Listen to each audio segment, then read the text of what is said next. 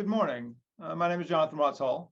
I'm really glad to have you here with us this morning to the second day of the Momentum Summit panel week. Yesterday was amazing. It was pretty exciting. I'm sort of really pleased with the way we got kicked off. I had some really powerful discussions yesterday, and I'm really looking forward to the conversations we're having today. So today's session is going to be much like previous ones. We're going to have this brief overview introduction. That's what this is. We're going to invite both of our panel groups today to sort of give an overview of the work that they've done. We're going to give a time. There's going to be time I'm going to provide some follow-up questions, but all of you all are invited to ask your questions, push a little bit harder, sort of investigate their experiences. These sessions are recorded. They will be available usually by the end of the day for review on the Momentum course as well as the website. It's one place and it's just linked 2 times. So again, ask your questions. Feel free to chime in at any point. If you really raise your hand if you really want to offer an observation, particularly because this area is one where there's a lot of activity going on. I mean, in today's session offers a quick look at an approach to supporting students that was highlighted in a good number of y'all's campus plan updates this year. So we have a lot of activity around peer supplemental instruction going on. That's what we're talking about largely today, this conversation about supports and engagement. This academic intervention, it's got a long history. It's been demonstrated to improve student learning. It reduces DFW rates. It has contributed to better outcomes, both in terms of retention and graduation. There's a fair amount of research. This is actually one of those things that winds up in what works for USDA. So this is an established practice, but it looks different in different places. And that's the great thing about it. And that's kind of why we have 2 folks coming to talk about it, both at different ends of this experience. It has significant benefits as well for the students who lead the supplemental instruction. So we kind of don't think about it that way, but it tends to be a double win. So we have today joining us 2 groups rather. We're going to start out, actually, we're going to flip the panel here a bit, but we're going to start out with Justin Jernigan, who's the Dean of Student Success, and Jerome Lee, Director of Academic Enhancement Center at the Georgia Gwinnett College. And then also Marcia Poulos, who's the Director of Academic, and I realized just now I just misspelled your name, Marcia. I feel bad about that. It was just going on autopilot, but Marcia's down as Director of Academic Services at Albany State University. And I'm going to go ahead and start. I'm going to invite Justin to start. Justin, you can share your screen or I can run your slides. I mean, it doesn't matter to me. I'm prepared to do either. Which would you rather? I can share that way. If Jerome and I are going through things and need to jump around, okay, we can do that. I'm gonna bring you up to Spotlight, both of you up to Spotlight. Whoops, I just chatted instead of spotlighted. So Jerome, you've been spotlighted, and so has, I don't see, did I not do that right? Oh, got it.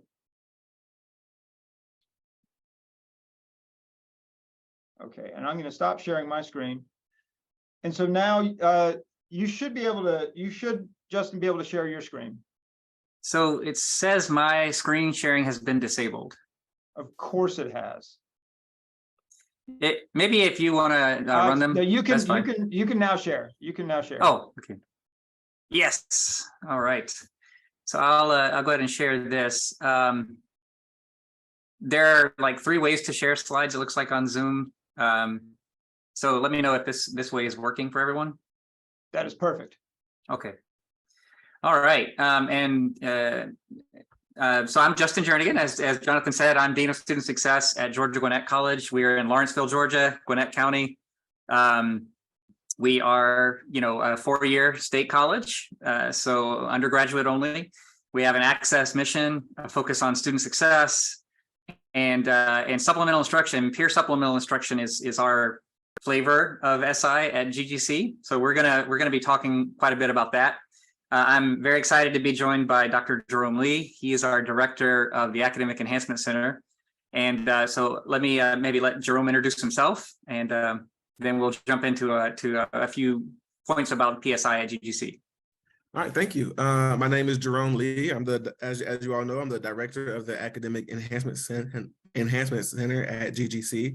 I've been here for about a year, and in that year, we have taken on PSI. So I am excited to talk to you about everything we've done with the program, and our experience navigating that transition. All right, fantastic. So we do have a few slides, not a large number, just 50. I'm just kidding. We have 6 or 7 slides just to kind of keep our conversation on track, and to remind us of a few key points about PSI at Georgia Gwinnett. So we know that this group is interested in probably the nuts and bolts of supplemental instruction as it works at our college.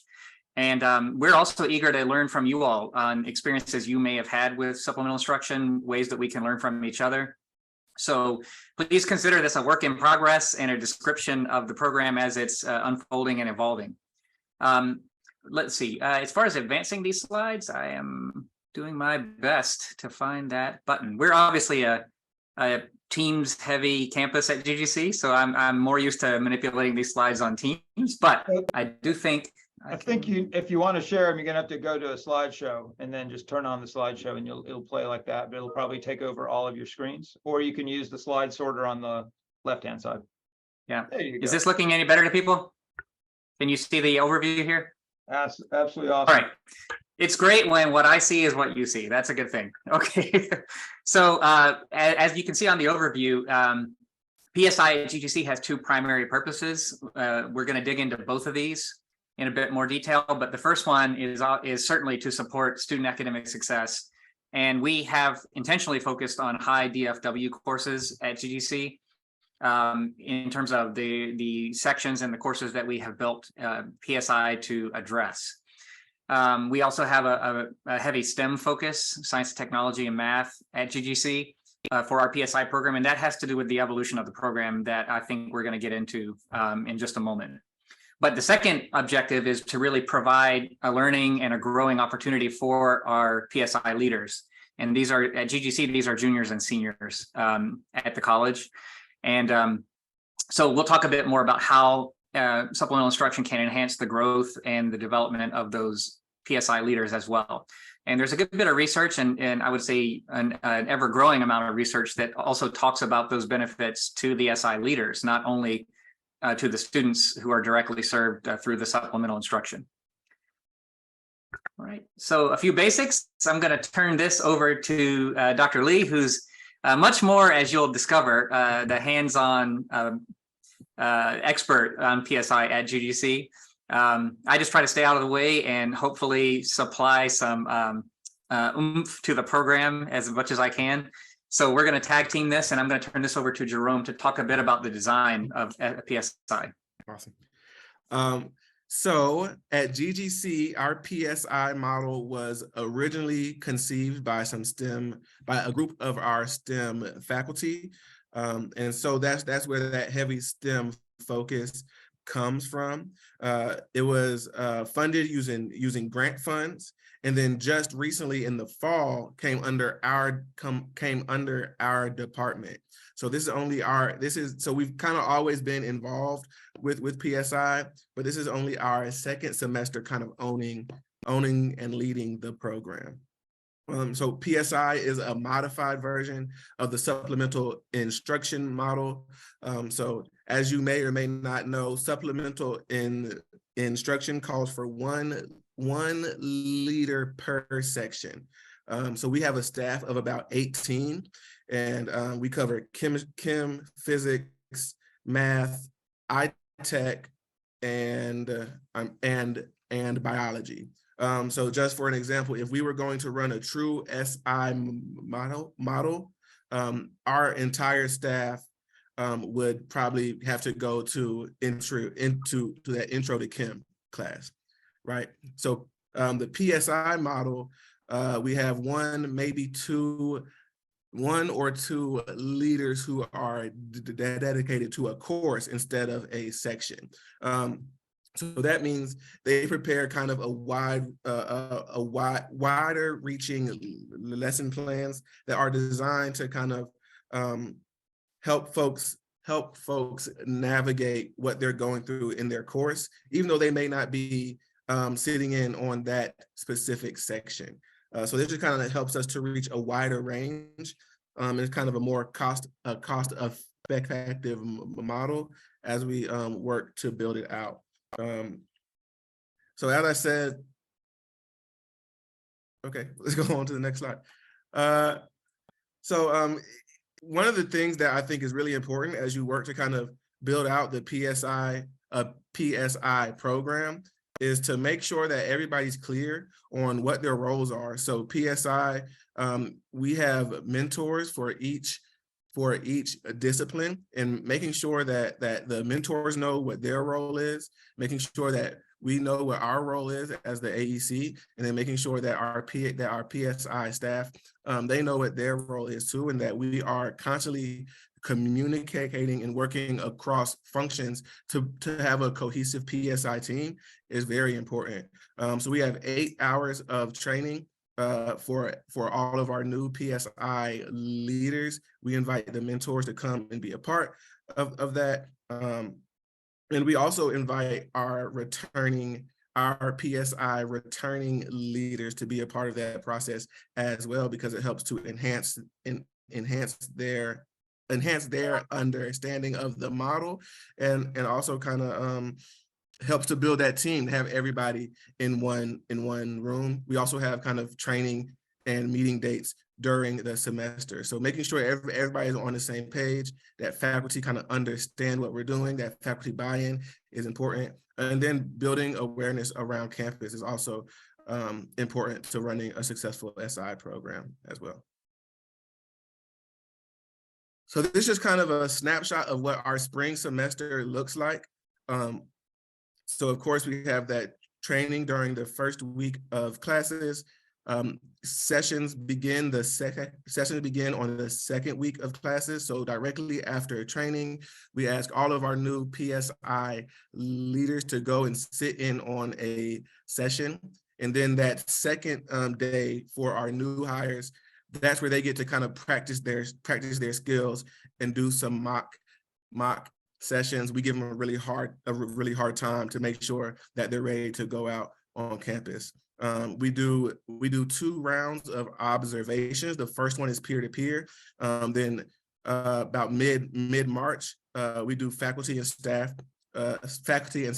to peer. There's also those professional development meetings plugged in during the semester. So I think is this Friday, we're going to talk about self-care, because a lot of folks on our staff are getting ready for the MCAT or getting ready for graduate school, and they also have all these jobs and all these things around campus. So we want to make sure that we kind of talk to them about how to practice self-care as they are reaching for their goals. And then at the end of the semester, we want to do one-on-ones, and then also have some time to kind of get together and celebrate the end of the semester. That's something that's really important to us, again, building that team. So this is kind of a quick snapshot of what our process looks like over the course of the semester. Thank you, Jerome. I wonder if you can touch on a couple of points that I know we work with quite a bit on campus, which one of which is how we prepare our staff leaders, our administrative staff. We can talk maybe a little bit about UMKC certification, and so it kind of parallels, the way that we prepare the PSI leaders themselves. We also work on professional development for our professional staff as well, and then we can move on to another point too. So UMKC, that training is essential to the way our staff kind of runs our PSI program, and especially the way that we run training. So we really try to tailor our training as much as closely as we can to that UMKC model, and that just means that the training should really model a PSI session. So you want it to be active, you want it to be engaging, and you want to make sure that they have opportunities to engage with the content, to break things apart, put it back together, because that active learning, that's what really makes SI work. And that's what has made the program so successful. So it's important to model that in training, because if they don't really understand the model, a lot of times SI can turn into a group tutoring session, and that's not what we want. It's two different things, right? So we try to make sure that we are modeling the types of things that they will be doing in their PSI sessions. And UMKC has really robust training, both in person and virtually, that kind of show you how that's done. Yeah, excellent. Yeah, it's a great opportunity, I think, for maybe some of our peers to consider if you haven't sent folks to that training. And the other item I thought folks might be interested in as we look at the timeline would be how we identify the ideal PSI leader candidates. I know that's quite a process and involves, again, more of that back and forth and collaboration that you talked about. So the first step is always faculty recommendations. We reach out to faculty and say, hey, who is doing well in your class, who is active, who is engaged, and who do you think would be a strong PSI leader? We send out we invite people to apply after we get those names, and then there is an interview process. And then we kind of check back in with the faculty mentors to say, hey, we interviewed this person, we like this person. Do you think they would be a good fit for your course? And then we go from there. And if all the stars align, they are chosen to be a PSI leader. So again, I think it's important just to involve faculty in the process, because they're going to be the ones in class kind of championing the program and pushing folks to go. So if they're a part of it, I think that kind of helps them to buy in and understand what's going on and helps us to promote. Yeah, absolutely. Fantastic. Well, let's take a look, if we can, at a little bit of success data. So and Jerome, you can jump in here too, but I did want to point out that we've, again, with the STEM focus of PSI, a lot of the quantitative research that we've got, our STEM faculty colleagues have really pioneered that and pushed that needle really, really well. In addition to the article you see cited on the screen from 2020, there's an updated set of data in 2022 publication that you can find as well if you search for supplemental instruction and Georgia Gwinnett College on your local library database. You'll be able to pull that more recent article up as well. So we've got an established track record of effectiveness for PSI at GGC. You can see a little bit about the volume, and I'll let Jerome talk more about what that volume actually looks like practically. But in terms of courses that we've seen a great deal of success for, you can see the results for the Chem 2211 course we talked about earlier, our Information Technology 2140, and our Math 2200. These are all courses that traditionally have had high DFW rates and that have been positively impacted by the PSI approach. So we're excited to see some of those results. Maybe, Jerome, if you want to talk a bit about what it looks like when we serve, 276 students with 1,150 visits. What kind of logistics does that involve to reach that? So a PSI, again, coming out of the pandemic, we're still kind of rebuilding PSI, going right into that transition. So one thing that we work really hard to do is to make the program as accessible as possible. So there is one PSI room, one space where we go, where we use one space on campus dedicated to PSI, and we're able to get kind of most folks in that room. But we are also we also have spots around campus. So when you see those visits, those are folks who are kind of coming into the space that we have. And I think the difficulty sometimes when we don't have, when we're not in one space, is there's not as much consistency as far as where do I go for PSI. What is the time of my PSI course? So one thing that we do to kind of help drive engagement is to make sure that we have a PSI schedule that is posted not only online, but around campus to help folks know how they can get engaged with PSI. And we still are building visits. So as I said, the PSI program transitioned into the AEC in the fall. So we're on track, we're about on track to do as well as we did the year before, as well as far as visits and interactions. So I think one of our biggest goals is just grow the program, increase awareness around campus, and then have a second PSI space, hopefully. And that way folks know I can go to either this room or this room for a PSI. And I think having more consistency in the program is one thing that's going to be key to kind of growing the program in the future. So if you are thinking of building out your program, I think one thing that's really important is finding 2 or 3 spaces on campus, if you can, that can be dedicated to PSI. So folks know I go to room 1 or 2 for PSI, because I think they kind of get lost in the shuffle because we operate in so many different rooms. Yeah, absolutely. I think those are great points. And you alluded to growing the program. We will talk a little bit about some of the efforts to expand PSI into other discipline areas. As we mentioned, big shout out to Dr. Cindy Ashat Mendez, you can see her cited there, and Dr. Chantella Infuso, and some of our other GGC colleagues that many of you know. But as well, just faculty across campus who are interested and are eager to be involved. So we are looking at ways to expand PSI to more discipline areas as well. So that's part of the exciting, I would say, pivot toward more AEC central kind of leadership. Academic Enhancement Center leadership in the PSI rollout.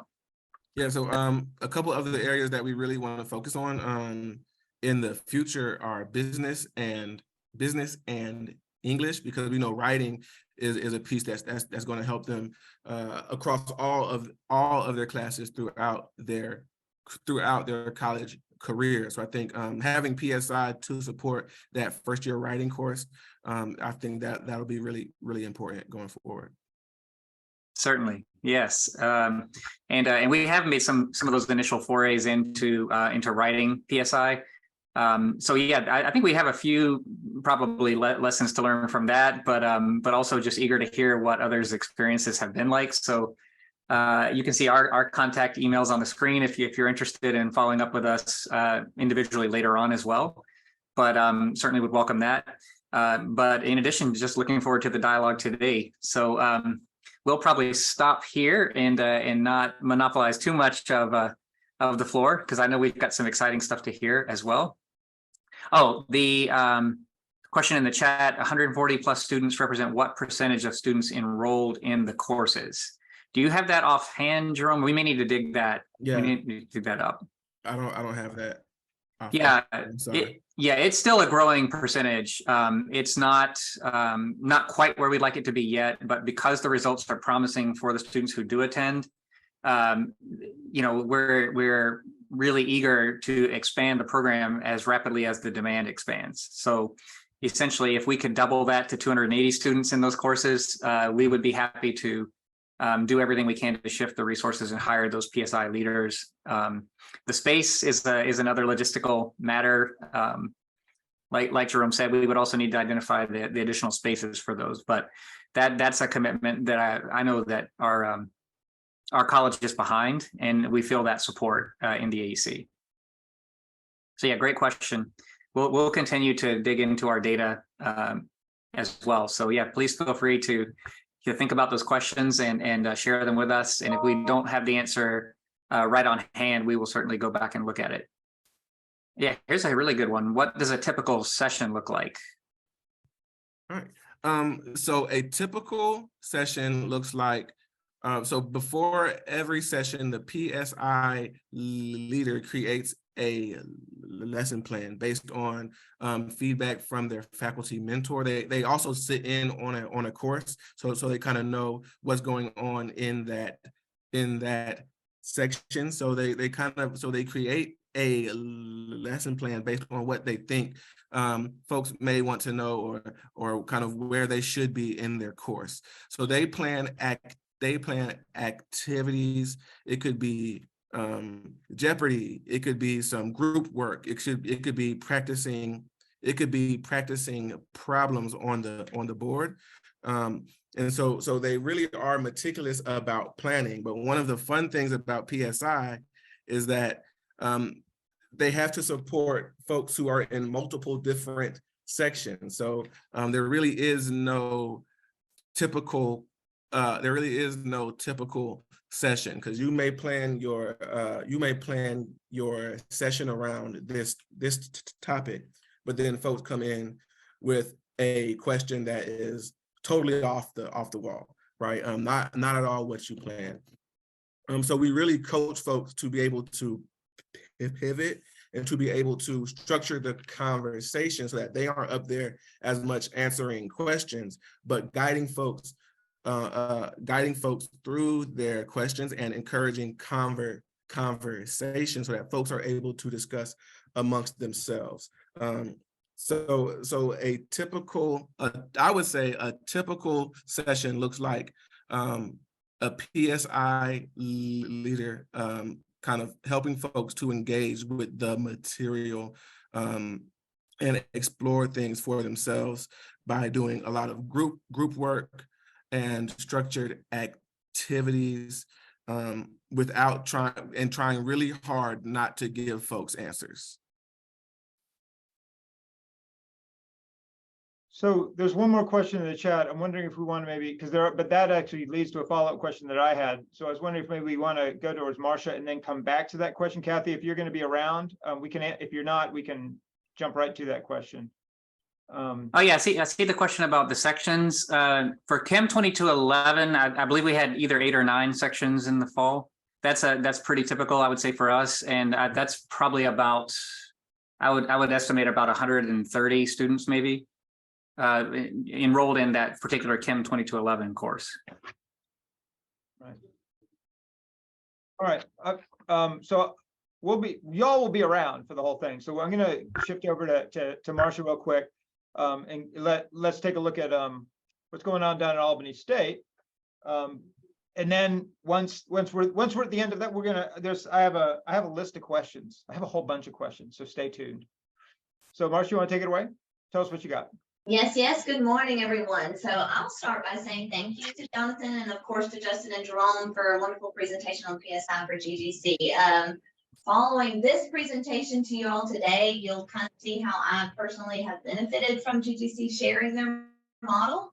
And we'll be using kind of what I've learned today to support scaling our own services. So thank you so much. But yes, y'all, I'm Marcia Poulos. Poulos is interesting, so many just stick with Marcia. That's fantastic. But I serve as the Director of Academic Support Services at Albany State University. So at Albany State, we are an HBCU state institution, and we do offer a broad array of graduate, baccalaureate, associate, and certificate programs like many of you. And we are housed down in Southwest Georgia and in surrounding counties. So you won't see a physical presentation from me today. I'll kind of do a dialogue. But certainly as you have questions, let me know. Edits take away as we begin. So I'll frame today's discussion with a little history about ASU and those services that we currently offer for our students for academic support. We'll also discuss logic and reasoning for SI at ASU. As we know, this is not a new service, but for ASU, it is a new service process. So GGC, you're kind of what I hope that we'll continue to scale towards. And again, we're just going to kind of journey what that meant for us as a foundational component today. So with our academic support services, many of these services were already rolled out prior to our bringing supplemental instruction, or of course SI, to campus.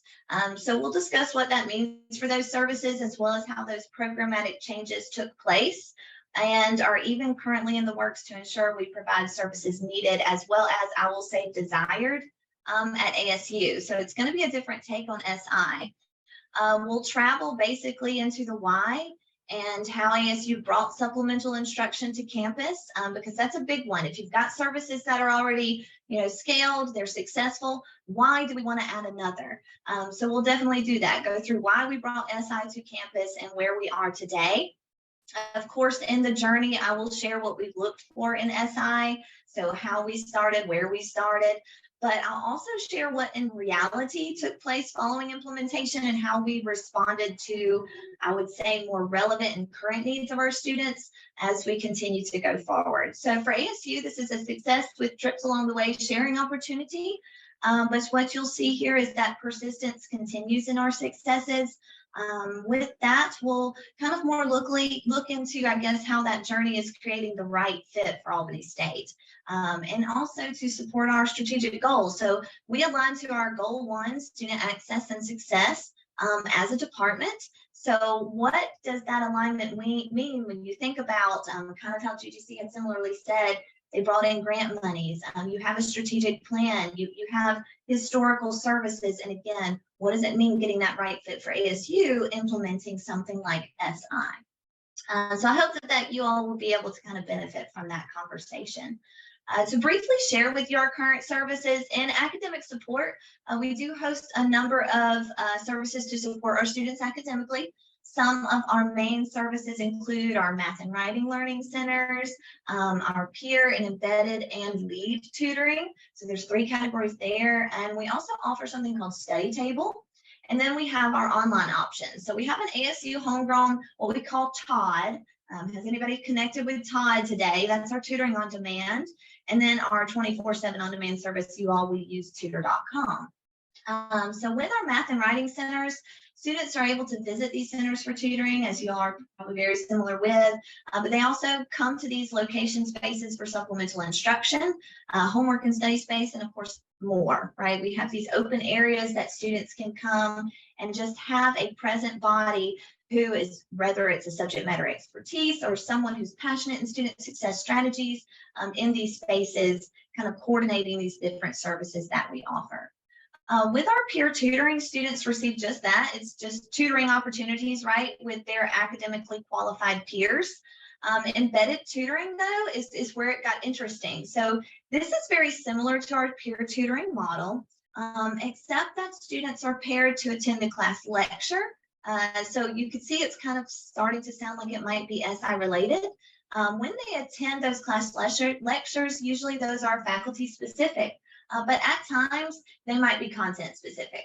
So allowing embedded tutors to attend a class in a subject, no matter the faculty, thereby kind of increase our understanding and their understanding of content, as well as those faculty expectations. So for ASU, this was a bridge from in-class conversation to the outside tutoring world.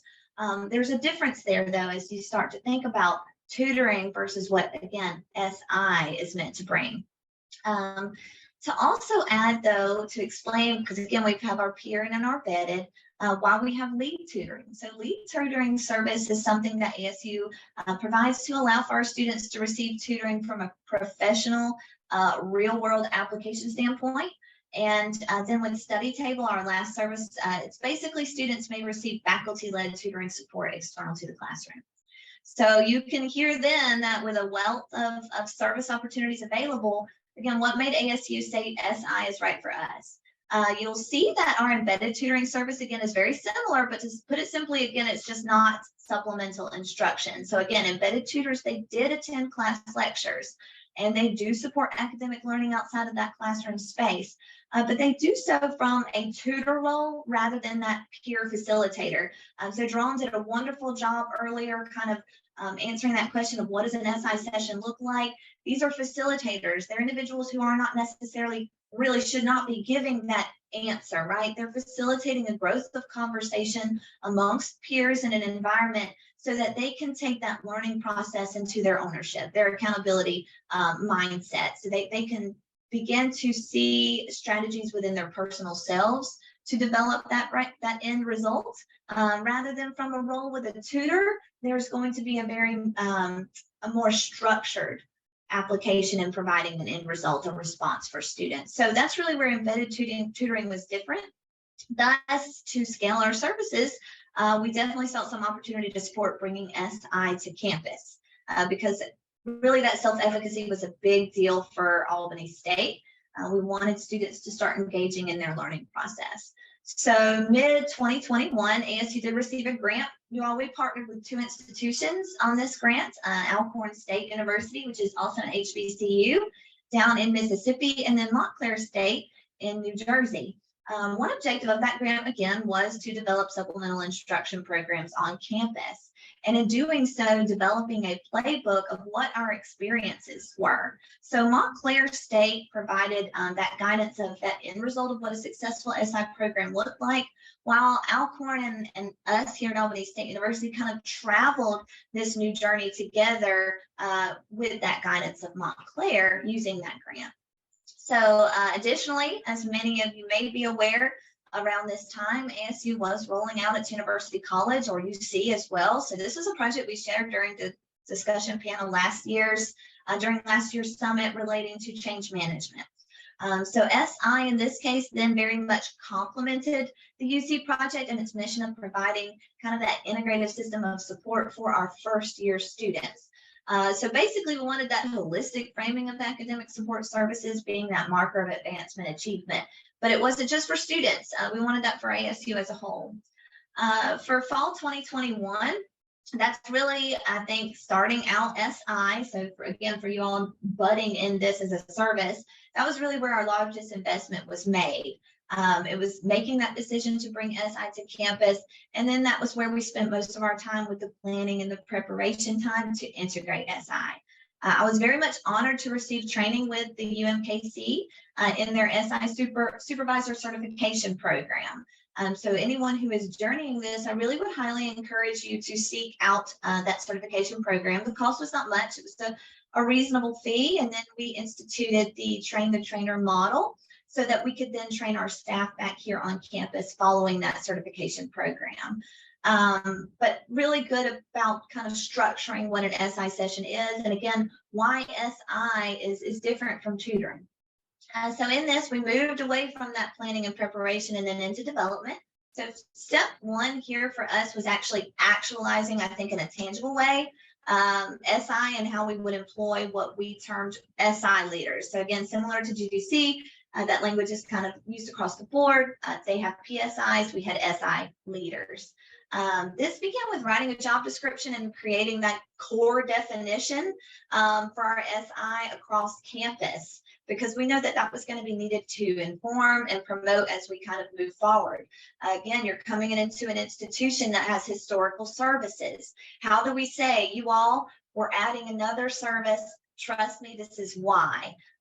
Surprisingly, creating that job description and the core definition for the campus, again, those tangible things that faculty could create buy-in with and promote within their courses, that was a very healthy experience for our institution. It gave something that people could come and touch, come back to, and have an understanding of what it meant without necessarily having the know-how right out the end of the gate to know what to tell students. Instead they could kind of come back to that core definition.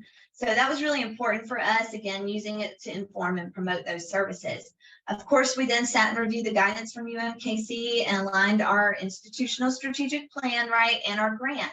And so that was something, an experience I would welcome you all to kind of put in an Excel sheet almost and kind of create those alignments to say, we have our objective that we need to meet. We have our strategic plan we want to meet. Most importantly, we have the success factors and the momentum of our students that we're wanting to meet. How do these line up and they're effective in that production as we do so? So for me, I absolutely love to bring forward thought to form. So I was definitely excited about the opportunity to get those items down on paper. I think right here, it was very important to ensure that there was no overlap of services and roles. But what oftentimes I think is planned for is different when you put it into production. So this is where you'll hear later about how ASU is kind of reimagining SI and how we plan to provide the, I'll say, like the next level right fit service for our Golden Rams. So to continue, the SI leader job description was developed. That was spring 2022. So again, we started fall in 21. Now we're in spring 2022. So along with the development of those training materials for SI leaders and getting on board those additional SI supervisors, we made sure that the job description targeted students, right? So their peers, as those who would serve in the position of an SI leader.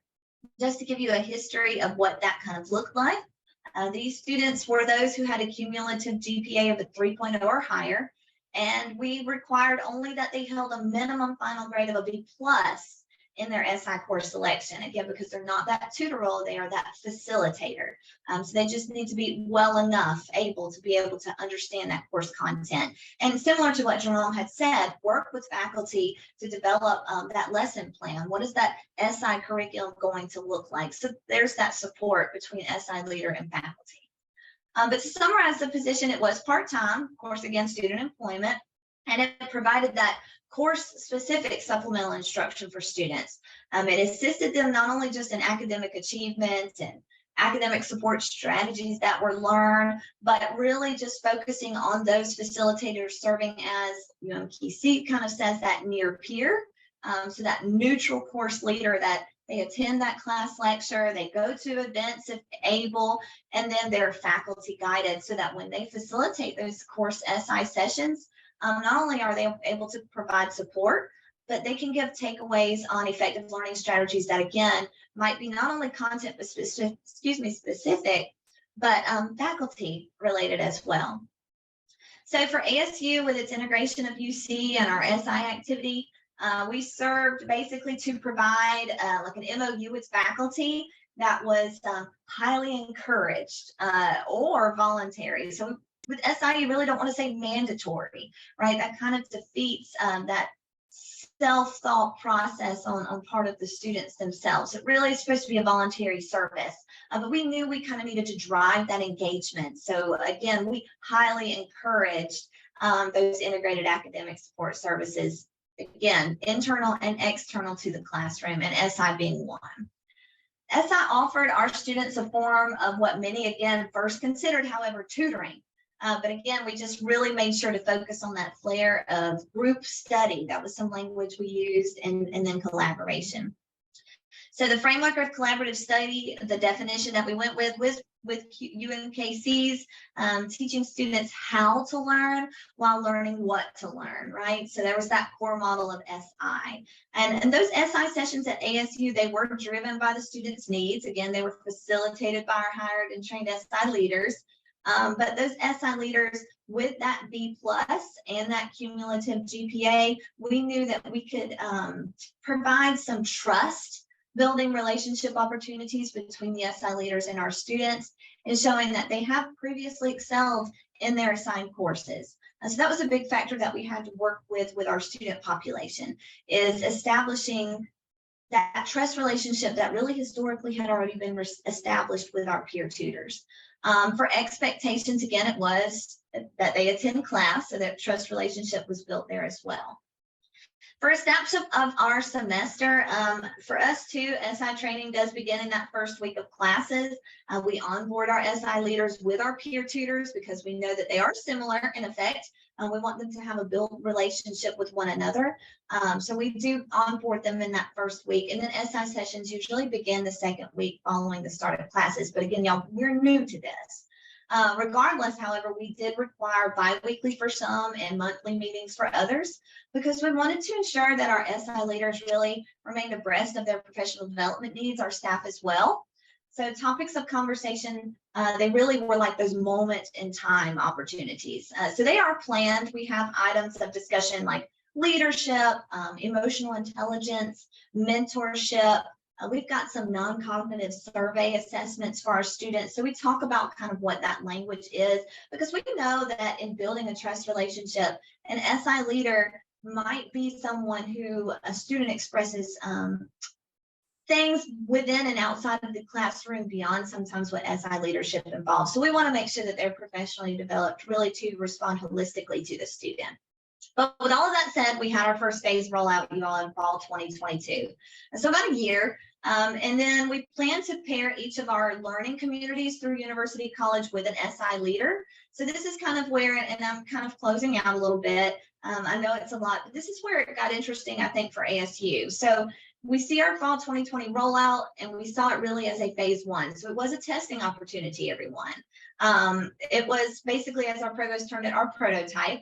We pushed the SI to our population, and in that we did see some opportunities where SI would need enhanced planning and alignment in really a few key areas, but especially those related to hiring and scheduling. So our learning lesson moment was really there. Fall 22, we found that despite equal pay opportunity, applicants of students wanting to serve as SI leaders really were slim in comparison to our peer tutor interests. So those who also, peer tutors again, had to hold that 3.0 GPA, but rather than a B plus, they only required a final grade of an A.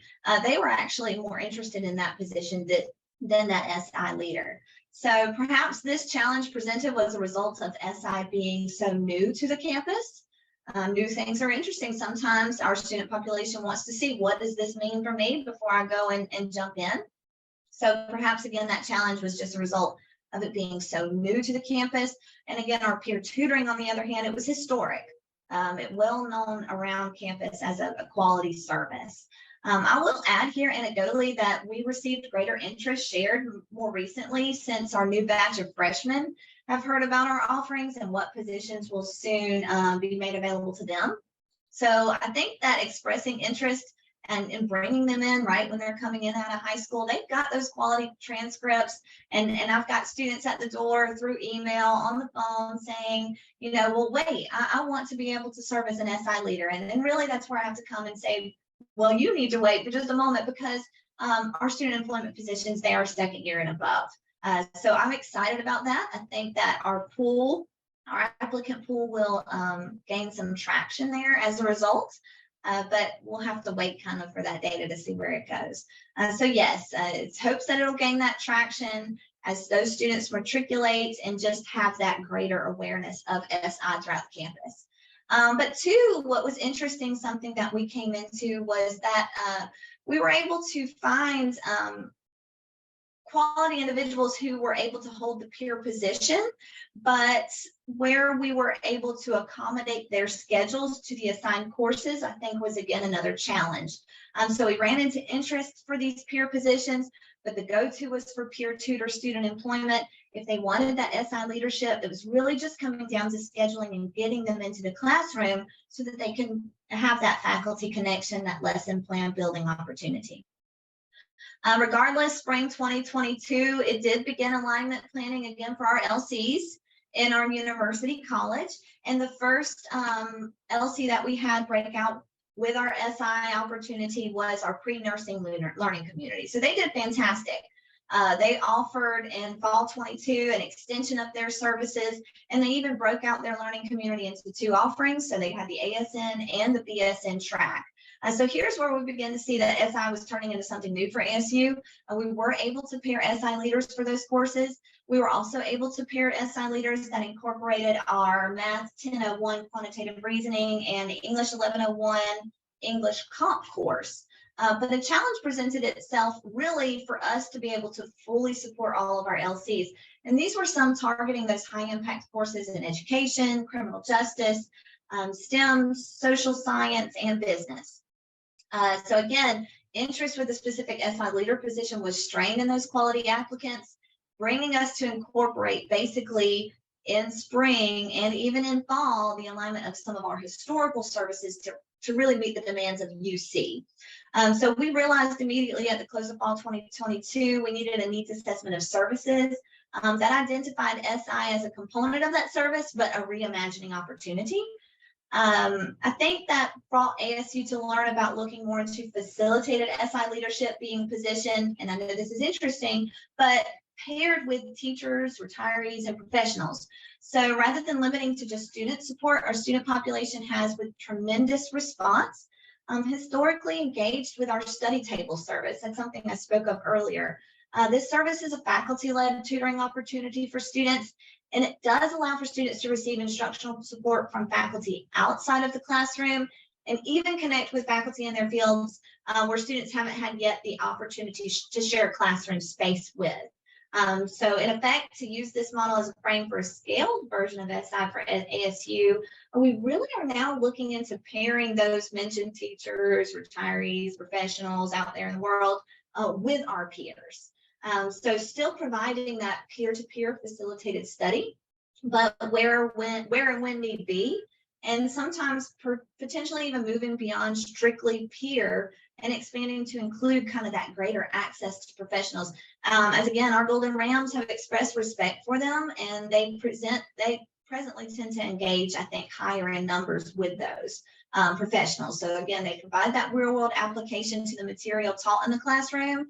And I think that they like the real world application collectively working together with a near peer. So we're kind of incorporating this characteristic into SI. We believe it will benefit our students with kind of a more relative and current structuring of support. For fall 23, which is coming up, that's really where we'll see our phase 2. As this spring, we're really kind of testing out that theory of pairing our student SI leaders with what we call learning community assistants, and some of our members are study table to give, again, that professional alignment. Even more, we do have some learning communities that have jump started for criminal justice, social science, and business, where we've already begun to kind of align that, what we're going to maybe term past peer professional SI learning model, to thereby enhance our SI service opportunities. So essentially, you all were under construction, but this is an advantage. Of course, I believe in higher ed, we operate under the principle of continuous improvement. So we hope to achieve SI as it's fully meant to be, as defined and accredited by UMKC, right? We want that accreditation status. We want to be able to have SI at that level. But achievement does call really what we see as for a strong foundation for our students at ASU. They're looking for something more than the traditional SI. So we want to offer traditional along with relevant and current. So what does that mean for ASU? What does that mean for the future of SI? That's really where I'd like to open up some discussion today. In effect, the core model will continue to operationalize at Albany State. So we want to scale, but in that we'll really have to focus on our applicant pool, the who and where from, and all seek to kind of stabilize that pool to create a sustainable service. So it's great to see interest in students with relation to tutoring. It's great to have professionals interested in facilitation and tutoring, but to fully support and respond at ASU, we're simply in our starting evolution stages, and we're testing and capturing, again, that right fit. So as we continue to process or proceed forward, we'll remember, and I encourage you all to do the same, to just remain goal-oriented, right, as an academic and a scholar. But we're just going to do so with relevancy and currency for our students. So I think being partnered with GGC is a healthy experience. Again, gentlemen, I thank you so much for the partnership today and the discussion that will take place, because you've got these starting stages and, again, where we could be. And I just thank you all so much for listening kind of to what ASU has seen thus far and where we hope to go in the future. Awesome. Thank you so much. That was awesome. And a lot. I do see it was. And so we got question time too. But I do see I've got a question. It says, for your SI program, were you pairing the students with courses or sections? So originally we wanted sections as well, but quickly, again, we realized we just didn't have the human capital to really respond to it. So we started more with courses, but in all honesty, that even extended, like, again, for that nursing community, it was fantastic. Those individuals were able to support not just courses, but learning community courses. So a coupling of about 3 altogether. It meant that they didn't get to attend every class lecture. So that's, again, where we're kind of ironing out those plans. So, and that's actually a follow-up question I wanted to ask. Did I lose? Oh, Justin, why did I not? I'm here. There you are. Now you're here. Now you're spotlighted.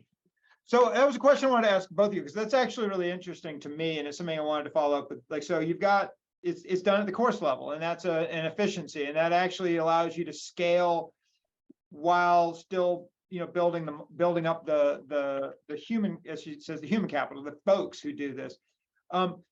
What does that mean, though, for, say, course alignment? I mean, so clearly, like, course alignment can make a big difference in tutoring, because in tutoring, it is exactly that sort of guided learning towards the goal. But SI, is it, so there's 2 parts to this question. One is, is it equally important that you sort of drive, if you're going to have an SI course, that they drive towards some degree of harmonization, but also doesn't matter as much as it would with tutoring.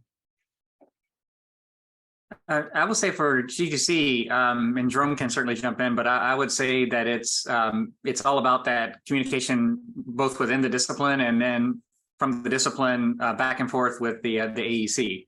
So yeah, I think that it's driven by the needs of the students in those courses, and so to the extent that, let's say we take organic chemistry, to the extent that those sections have some aligned assessments. That certainly helps us, I think, from the PSI design perspective.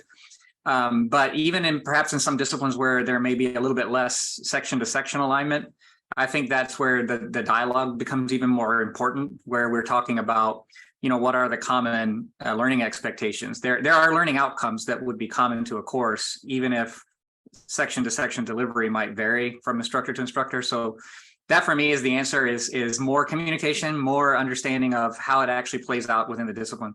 I think within STEM, there's a little more consistency maybe in some of those courses that we've highlighted.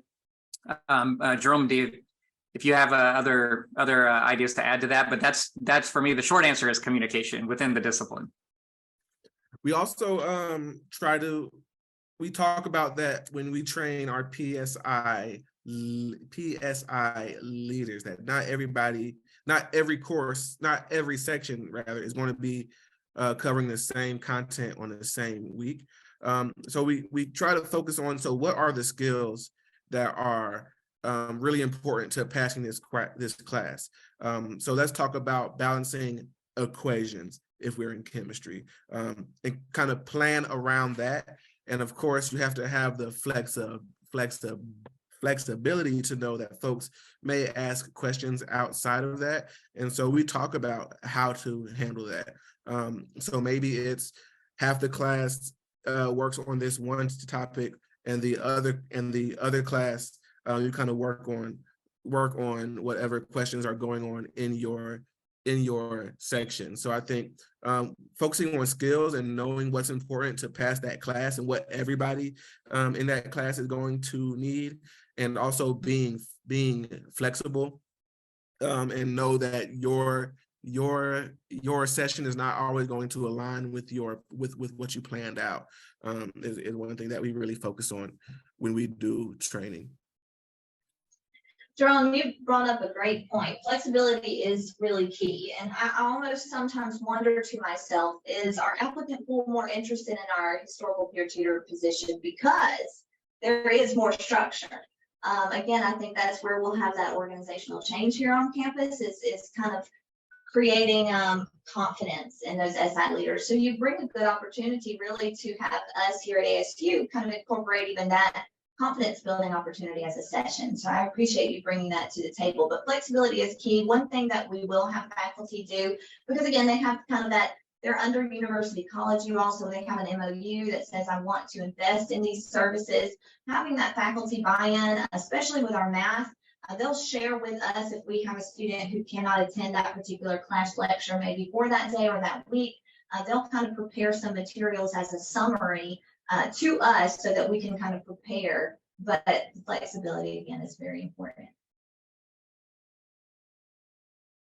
Yeah, the question about how leaders promote and market attendance, especially in sections that they're not attending themselves, I think that's a great question. Yeah, I know that there's some faculty hands involved in that, but Jerome, what else would you add to that? So I would say that's why the faculty mentors are so important, because they're the ones who are really speaking on behalf of PSI to the faculty.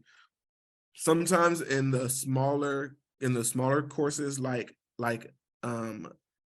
anatomy and physiology, where there's only two to four sections, our PSI leaders will be attached as a TA to all of those sections, so that they are able to share updates, email blasts, and just allow folks to know what's going on. A lot of the work is also done from the AEC. We go to between 25 and 40 classrooms every semester, and we spend a lot of time talking about what PSI is, how to get in contact with PSI, and kind of knowing knowing how to get information about PSI. So really it's us, the faculty and the PSI leaders all working together to raise awareness around campus. And we also do like tabling events, and we're in orientation, and we're just kind of all over the place trying to spread the message 1,000 different ways. Yeah, and if I could piggyback real quickly on the TA role that Jerome mentioned, if you're a D2L campus or even other platforms, but that teaching assistant designation on a desire to learn, the LMS, has been really valuable, and it is a great way to post messages directly on the course dashboard so that students see that when they log in the mornings. I will say faculty will also organize class visits. So if the PSI leader isn't in your course, sometimes faculty will still invite them to come talk to that class in the beginning of the semester, just to kind of introduce themselves. Yeah, so I will add, that's fantastic. We do similar. We also offer the TA role in our Georgia View system. So that's fantastic. D2L does really do a great job for that. Our students are very savvy, so they love the announcements feature. But just this semester, we of course did tabling, like you said, orientations, field trips to the centers, having even like our athletics department, our football teams being brought over. They spend study hall times with us. So that really allowed for some promotion opportunity. But what we've started this semester that's fun, our peer tutors don't always have an appointment, right? So again, they have the capacity to go out and promote sometimes when other maybe embedded lead or SI leaders don't have the capacity to do so. So it's kind of just a pop ahead in. Faculty know to kind of expect that now, and almost like giving a TikTok 2-second cheer about, hey, this is a service, don't forget. We like to tell them that it's academic support services, right? It's plural. There's a right fit for you. But SI, I really like the capacity of everybody kind of coming together to promote and market that as a message. Because our SI leaders really do stay busy because they are having to do the lesson planning. They are having to structure strategies and actual exercises that take place. So it does call for a bit more time, personal engagement, I think, with building those resources that keep them sometimes outside of just walking around campus and saying, this is us. Somewhat related to that, I'm sort of wondering, like, so both of y'all have like, and you mentioned this, and Marsha, you were really specific about this, but I think it's also fair to say, like, Justin, you've got this too. You've got like all these overlapping services for students. I mean, so there's, you've got Todd at ASU, tutoring on demand, but you've got tic-tac-toe and you've got the center. You've got all these. You've got a wide range of services that are structured and tailored to sort of work with students. And I'm kind of wondering, like, two things here. How do you decide where to apply which model? Like, how are you sort of strategically deciding that this is a best fit or a good fit or whatever? And also on the student side, like, how are students making these decisions about which service to go to? And, particularly from the peer instruction versus tutoring, because if you have tutoring on demand, they can go to tutor for any course, basically. And so I'm wondering how those decisions get made, and how do you make the decisions on the case of what you're going to support? I mean, a first take on that, I would say for our students at GGC is there's certainly a social component to PSI. There's a cohort effect that we see, with those students who are participating in PSI that is different from the tutoring on demand, example, or the tic-tac-toe, our tutoring online at GGC. So there's a difference, I would say, in that specific outreach that students make, let's say, to our tutor.com opportunity, as opposed to participating in a PSI where they do feel a sense of belonging to a group. I would say that's also promoting more awareness of the learning outcomes in the course. So one way that we, in fact, Jerome and I were just talking about that this morning, is holding up some of these programs. We actually can almost draw them in sort of a Venn diagram and look for first where they overlap, so where they can strengthen each other.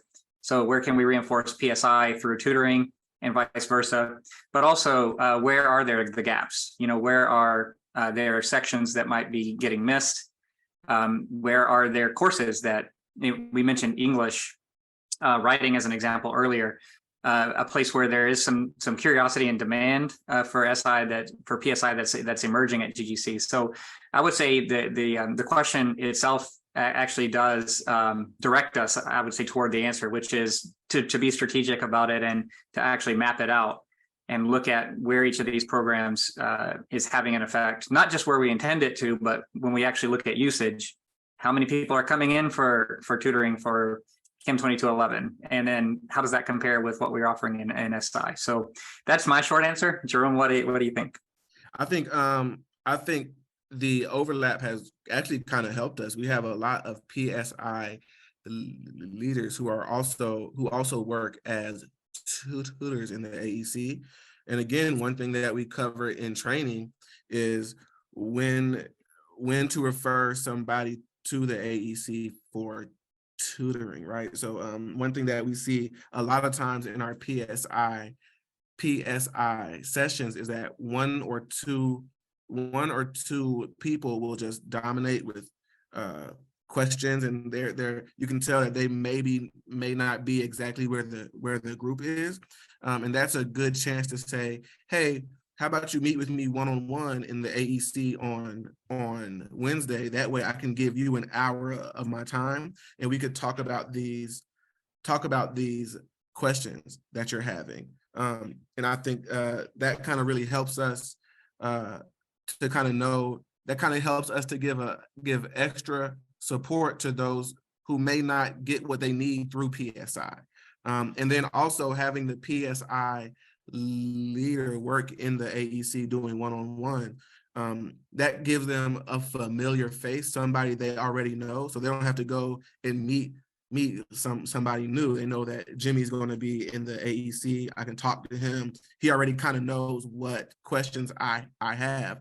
So I think it's important to kind of have more than one way to support every course, because some people like one-on-one. I know I don't really like working in groups because I'm the one who's going to be like goofing off. I need that one-on-one so I can really focus, because I get easily distracted, right? So I think we need services that support people across learning styles too. And so I think that's where the overlap isn't always a bad thing. Yeah, I do wholeheartedly agree. In supporting a holistic student, we know that they may be somebody who prefers the one-to-one. Again, our student population, we've seen that heavier engagement with enjoying working with faculty outside of the classroom. They really, really enjoy that social networking component, which, yes, is delivered in SI, but they just tend to drive themselves towards that faculty relationship. I think that's why we're trying to maybe create a bridge with SI having that kind of professional faculty component with that near peer. I don't know if it's for trust building. I don't know if that will stay, but seeing kind of what our student population is reaching out for. We do tell students all the time, what may be a fit for you is not necessarily a fit for another. That is why we have these opportunities. We encourage those who really just don't feel comfortable seeing somebody or somebody at ASU, knowing not that that should matter, but if it does, that's a realistic state for someone. Yeah, tutor.com really does come in wonderfully for them. But we've seen an interesting thing, again, really targeting like the nursing and even our social science. SI just has had more engagement as a discipline. It might be, again, because somewhat of their courses do create that social facilitated connection even in their learning in the classroom. So I don't know if they're just more comfortable with that outside of the classroom, but we will, when we're comparing numbers, we'll see less tutoring coming for A&P versus wanting to attend those group sessions with SI. But if you're looking at, oh gracious, psychology, for example, you know, they're an SI and tutoring kind of on par with one another, which I think is interesting. They like to have the individual conversation, but they also really enjoy the group facilitated conversation as well. And despite the fact that we did have some SI leadership for math, that quantitative reasoning, because we really felt like there needed to be that lesson skill supported, they're going to come more really for tutoring.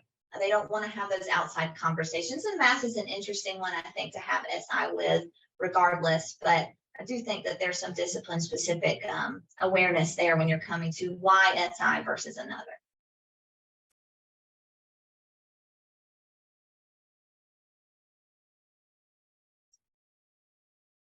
I think you're muted there, John. No, it's worse. I couldn't find my mouse to unmute. I've been there. I was actually like, it's on the screen somewhere. And I do want to encourage y'all, if you have, if again, in the audience, if you have questions about this, oh, and we have a question. Here is Jasmine. Jasmine, you want to come off mute and raise a question or share your experience? Making sure I came off mute, because making sure that was good. Good morning, everybody. My name is Jasmine Brown. I serve as a program development coordinator at Georgia Southern University. I'm in charge of our peer education program. And so this has actually been quite insightful for me a little bit, because within our peer education program, we do something similar in the aspect of we have a team of about 35 peer leaders that are assigned to our large sections of FYE 1220, which is our first year seminar course. And essentially those large sections of courses, they meet twice a week. Day one is lecture with the instructor, and then day two, they meet in their recitation sessions, or a common. When I tell students about what it is, I like to not equate it to, but kind of make an analogy of it's similar to an SI session, right? To get them to understand that. And essentially, it's quite interesting seeing this perspective, because with the course, they meet for the entire semester. So the peer leaders assigned to those recitation groups, they're with them all semester long, and they're doing, the lesson plans and the activities. But one thing that I really appreciate this and kind of reflecting is that this is an opportunity, the peer leaders have an opportunity to engage with these students to help them as first year students navigate college. And so similarly to how, chemistry, you need assistance on balancing those equations. Stoichiometry is not fun, right? We know that, right? But then also being able to utilize this as an opportunity to help them get acclimated to being, as a first year student, asking some questions, doing those games, coming up with Jeopardy. And so seeing and listening to y'all's experience was really, really insightful. So thank you so much for sharing, by the way. Well, if I may, Jasmine, thank you so much. I can hear your passion, so I really like that. But it's interesting you bring up about the FYE component. So recently we have decided to kind of use our study table as kind of our own internal piloting of a service to not really create SI per se. Again, it's really where our director of first year experience meets them with our study table faculty in the evenings, should they want face-to-face. If need be, there is an online connection, but it is to have those conversations of acclimating to the college. We have joint sessions bi-weekly. I think they're offered 4 times per semester, but regardless, they incorporate content materials into discussions with pertinent staff and faculty and administration across campus, kind of hone in on those topics that help them to get acclimated. But a little bit, that's in a very large space. 400 or 500 students are kind of coming in and trying to absorb all together. So we've found that there's really increasing interest in even SI-ish conversations and support for FYE. So I really, really am enjoying that you're seeing FYE as an opportunity as well. It shouldn't really just be academic discipline. I think that college ownership and transition is just as important, and is what really momentum is. So I like that you're incorporating those skills. High five. Fantastic. Yeah, I echo those thanks. Thank you, Jasmine.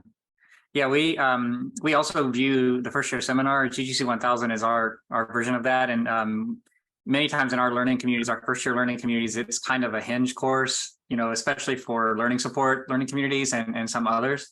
And I think it's an ideal location to promote PSI and also other, kind of support. We often have tutors or peer tutors from the AEC embedded in some of those courses that come in and visit class periodically to just let them know, in addition to, colleagues from the library and other places around campus. I love that you mentioned the library. That is a big one. Yes, fantastic. So, and I think it's interesting too. So Justin and Jerome, you actually noted that a big limiter on your scaling is space. And, Marcia, you're coming to a point where you've got a space that's sort of multi-use. So it's, I mean, you're a little bit fortunate, but you're both going to come up to a cap on space. And so and there's a secondary part of this is like, what's this, like, what are the options on that?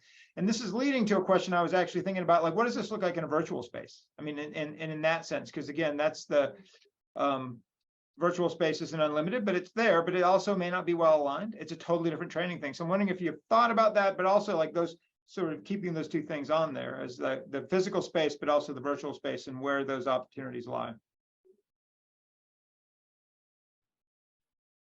So we have offered virtual PSI sessions in the past.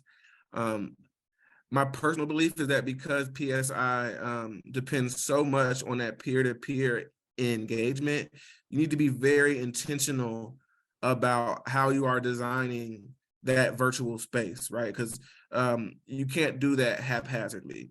You need to make sure that you have breakout rooms, Quizlets, whatever tools you have, you need to be very intentional about using them to create that engagement, because that could be tough in a virtual space.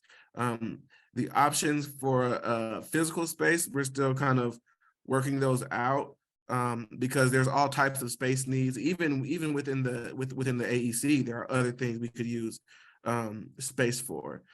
So I think it's really going to look like what is a priority on your campus, and kind of what options are available to you and what does the most good.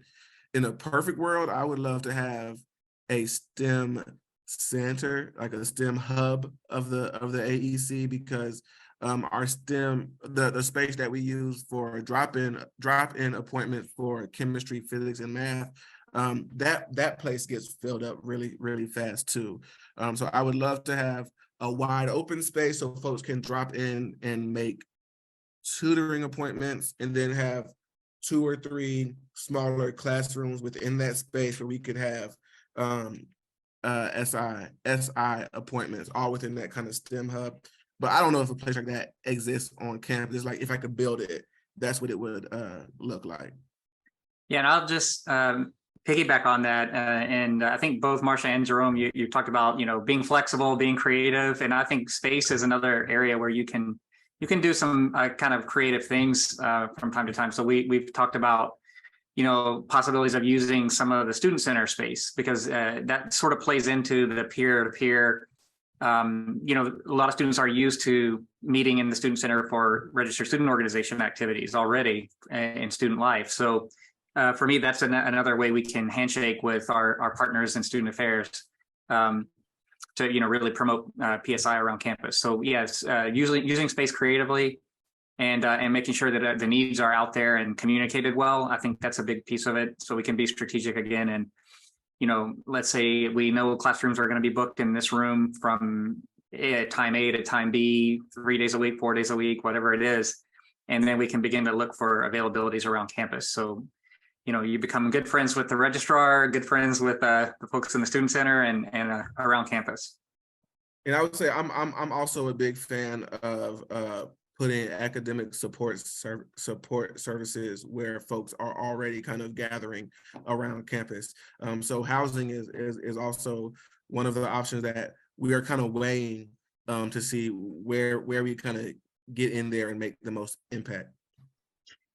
So John, thank you for bringing up housing. I noticed Kathy in the chat mentioned kind of using those classroom spaces across campus. So we do use classroom spaces. Thankfully, again, mentioning our library, we've just been blessed in the sense of having some space in the back that we have been able to open up for some usage for ourselves. But really, housing was an interesting one for us. And I think that's where our nursing learning community and those courses and SI sessions that are aligned with that really were able to gain some traction, basically.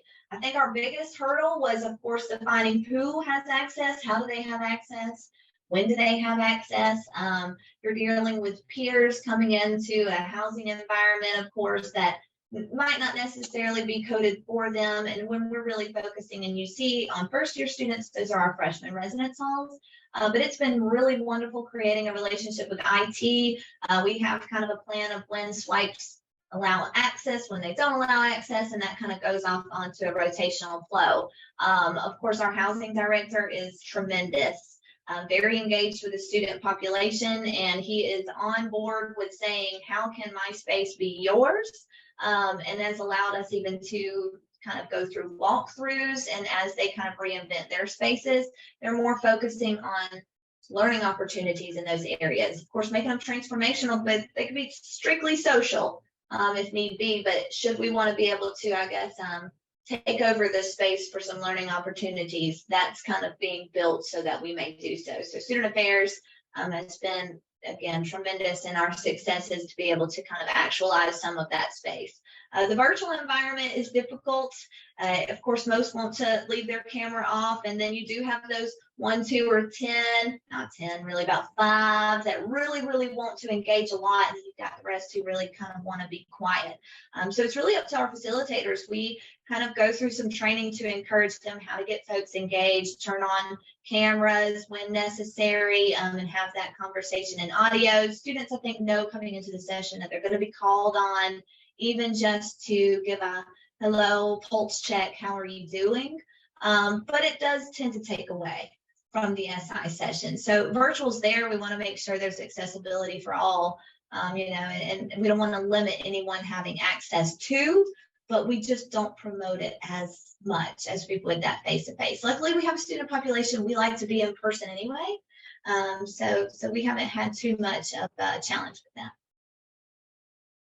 Kathy, I can see you on camera, and I'm going to go ahead and take a cue from Marcia and call on somebody without, I mean, I did send you a chat, but I'm wondering if you could talk a bit about the trainings you provide for the Zoom, because it is, I mean, it is one of those things, like I can see students being really comfortable in person, but it's usually, it adds a layer of technology. Actually, Jerome's comment about like, have all your tools and be ready to read it. It as soon as he said it, I got nervous and then I got tired. And so I'm wondering like if oh, your microphone's over. How convenient. So obviously, well, but that's it. Again, interesting point too. Like if there's also that limitation on where the virtual space can go, and that makes the in-person all the more critical. So something I want to wrap us up a little early because it seems like a kindness on a Tuesday. But I did have a question, and this is actually more sort of how the SI leaders and the faculty sort of interact. And Justin, you and I have had these conversations. I've had these conversations with others that oftentimes faculty, the first time they learn about something sort of not landing well is from the SIs, right? Like they're in this middle role, but it's also an interesting like feedback loop for departments. And like if there's specific things that are really challenging, and I'm wondering how or do you structure that? Because I know the feedback happens, but it's a really powerful part of what makes this model different than tutoring, even in that these are very specific, like relationship with the course, relationship with the faculty. So, if you can explore that, if, to the extent you can, I'd love to hear it. Yeah, I would say, well, from my perspective anyway, the heart of that feedback loop with PSI is the faculty observations that happen as a scheduled part. So I do like the allusion to, how do you schedule that and actually build it into what's expected? So if it's part of the expectations that there are going to be observations of sessions, and then there's going to be opportunity for students to share, the leaders to share their feedback with faculty and with our AEC staff. I think when those expectations are baked into the schedule, I think that's the way to go. It doesn't mean that you can't have flexibility or other opportunities for collaboration and sharing, but for me, the baseline is kind of build it into the schedule each semester. So that's where I would start. And the faculty observations are kind of from the way that I see it, is sort of a hub around which the wheel of feedback kind of circles. Jerome, what do you think about that idea? And I think this is kind of the most interesting thing about the PSI model at GGC, because for years it was faculty run, right? Faculty did it all. And so now with it transitioning to fall under the umbrella of the Academic Enhancement Center, one of our biggest pieces of communication, and even on ongoing, what we need to continue to communicate is what role do faculty play now. So now that AEC is leading this program, making sure faculty know how they are still a key part of the program. So our faculty mentors meet with the PSI leaders each week to look at their lesson plans and make sure the content kind of aligns with what's going on in the course. They also are invited to be a part of training. They are invited to be a part of our professional development meetings. They are invited to do observations as well. So we try to build it out so that faculty don't feel like they're being pushed out, and that they understand that they are still a key piece of the success of PSI, and that their input is valued. And I think that's going to be a key piece of the success of the PSI program going forward. Even though it falls under the umbrella of the AEC now, here's how you are still essential to kind of the continued success. And here are the opportunities for you to remain connected to your PSI leaders. Yeah, definitely. I would see that as a facilitative and coordinating role. So Kathy has fixed her microphone just for us. I appreciate it. Kathy, do you want to talk, to circle it back? Do you want to, I'm going to spotlight you as well, if you don't mind. And I just want, if you'll talk a bit about, there you go. An unexpected spotlight.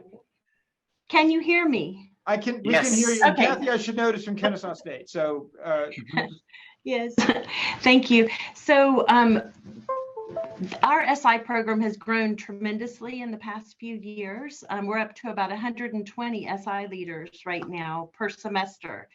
And our first huge spurt of growth happened during the very same semester we all got sent home for COVID. So at that point in time, we had considered holding online sessions, but we hadn't actually done any yet. And so we all had to do a really quick about face and figure out how we were going to keep students engaged, keep our SI leaders employed. And what we found, we did take a little course, an online course from the International Center for SI, because they had some great ideas. But what we did is we put out a call to our SI leaders and said, if any of you have special talents or knowledge on how this could work, please let us know. And the response was fantastic. And so basically now our SI leaders hold online trainings for other SI leaders. So we built that into our professional development. I am still, like, my microphone wasn't working today. I guarantee you there would have been a really quick solution if one of the SI leaders had been in here in the room. So we should never underestimate what our students can teach us and teach each other. But now we do encourage our SI leaders to hold at least one session per week in the format of the course. So if it is an in-person course, we want them to hold at least one session in person, and everyone has to hold at least 2 sessions. They can do 3 if they want. And it's their choice on their second and third sessions. And if you're holding an online session, we have a cluster of trainings that are helpful if you're doing so. And those trainings, again, they're organized by our office, but they're led by our current SI leaders. And they teach them how to get people to speak up, what types of softwares and apps they may want to pull in to keep it active. So that's just a quick overview. But yeah, we relied on them and they came through.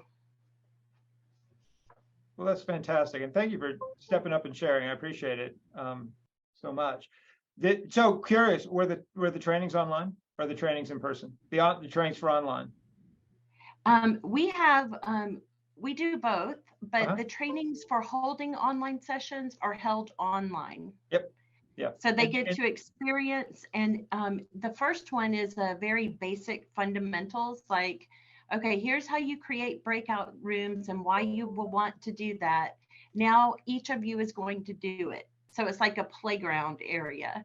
So and so we break them into smaller groups so that they can each practice doing each of the techniques or skills they might need to have. And then for some of the future trainings, it will be an SI leader who has figured out a great way to use Zoom or a similar type app in their sessions to keep people engaged. And Right. yes, those are held online. Our main training is held in person, except for when there's a pandemic. Well, it's always good to be prepared. Who knows? We may have one of those someday. But that was actually what I was wondering, because that's exactly like Jerome noted when he was talking about the training they do, is like the training is an SI session. Like it's exactly the sort of training you would do, the sort of teaching you actually would want to do in that setting. And I think it's just it's a marvelous example. And again, the tools are something that most of the students wind up knowing both where the students are going to struggle with and learning how to problem solve on it, which is a powerful opportunity there. Well, look, y'all, I'm gonna give y'all an opportunity to just sort of wrap up. If y'all have anything sort of last minutes you want to say. Oh, wait. Well,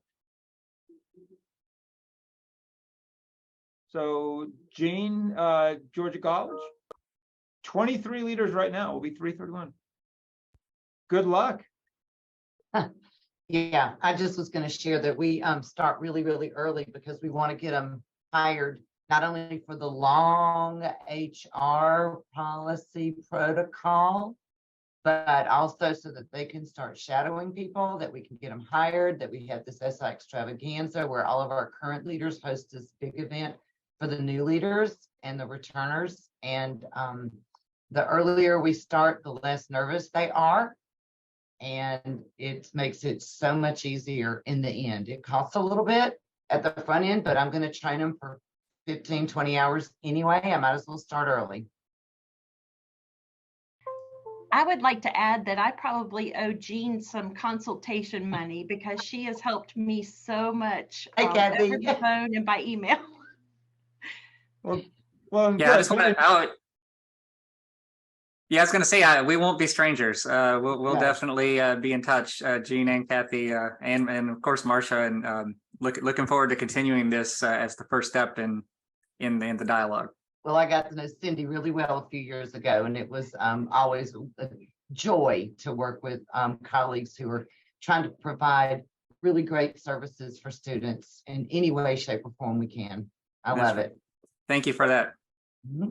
No, thank you. And again, I did note, I mean, there's a number of institutions that are doing this, across the state. This is and not entirely certain, it's going on across the state at different levels. And I want to make sure, if there's a way to connect y'all, if anybody is either investigating it or struggling with it, I don't have any of the answers which is not surprising. Like it is actually a sentence I say more often than not is I don't have the answers, but I know a lot of people who have the answers, and basically all I have is a fairly effective email. I don't know why people answer my email still when all that it does is it requires them to do more work, but they do. And so I'm going to leave it up to the all to sort of any last thoughts, and then we'll march off on the rest of our day. But I really, before we go, just I want to thank you all for that and give me your last thoughts, and then I'll wrap up. Well, I just want to say thank you for the opportunity, Jonathan. Thank you for that. Thank you to Marcia, and definitely to Jerome. I really appreciated just learning from each other. Of course, Kathy and Jean and others who've shared your thoughts and your questions. It's been very informative for us, and I think encouraging as well, just to hear that some of the challenges we share and some of the things we've been able to learn that we can learn from each other. So I see PSI as just a fantastic opportunity for our students. It's a really important program, and so I hope it's something that we'll continue to see grow, and believe that it will. And so this has been a really important step in that direction. It's exciting to see it at the Momentum Summit as one of our panels. So appreciate the opportunity and wish everyone a wonderful rest of the week. And I would just piggyback on that. I've enjoyed learning as much as I've shared. I have a whole page of notes from ideas that I've gotten just from hearing what's going on at everybody else's campus. And I'm really thankful for the experience. Well, and I will say likewise, gentlemen, you have summed up that all very nicely. So I share those same sentiments. Thank you, everyone. I did put my email in the chat. So if you would like to reach out for more, let's journey it together. Otherwise, thank y'all so much for your time today. All right, well, and I will just briefly say, again, thanks to all. I mean, as I noted, at the start, there's a lot of institutions that are engaging in supplemental instruction in some way, mostly peer structural instruction in some way. So if you're working on it, you're looking into it, you're struggling with, you having questions, if you want me to connect you to folks, let me know, and I will send out the drums. And again, if you're doing something on this that's really interesting in this space, I'm delighted to hear about it. One of the ways I really find out a lot about what goes on campuses is genuinely the campus plan updates that y'all generate and the momentum plans. And this is sort of how Marcia's work appeared to me, is like, these came up as a big sort of ticket item for Albany State. And I've been talking with Justin and folks at Georgia Gwinnett, literally, I think since I stepped the first time on campus and saw it was the first thing they showed me on my tour was the SI sessions. And it was something, I know that other campuses are justly proud of. So we're going to wrap up a little bit early. I want to sort of say we'll be back this afternoon. We have open forums. One is open forum on support. That happens at 2 p.m. We have an open forum on engagement at 3 p.m. The descriptions of those are in the Momentum Summit course, and they should be in your email. Yesterday, we had these open forums. These are a new thing for us. We've never done them. They were actually surprisingly successful, and happily so. I invite you to join. So these basically are sort of designed as small breakout rooms. They're basically table conversations you might have at a conference. So being in a small breakout room or meeting folks at campus, meeting folks at a conference is something that you really want to enjoy. It's a great way to engage with your peers. We spend about a half an hour in conversation. I got to say, every time I had to jump out of a room, I felt really bad about stopping the conversation, but it was just a really great opportunity. So I encourage you to show up. Again, the links should be in your email. If you need any access to that stuff, shoot me an email as well. With that, I'm going to thank my panel again, and the folks from across the system who chimed up. This was really great. I really appreciate it. And I will see you, if not this afternoon, hopefully some other time during this week. Thanks so much, y'all, and enjoy the rest of your day. Thanks, everyone.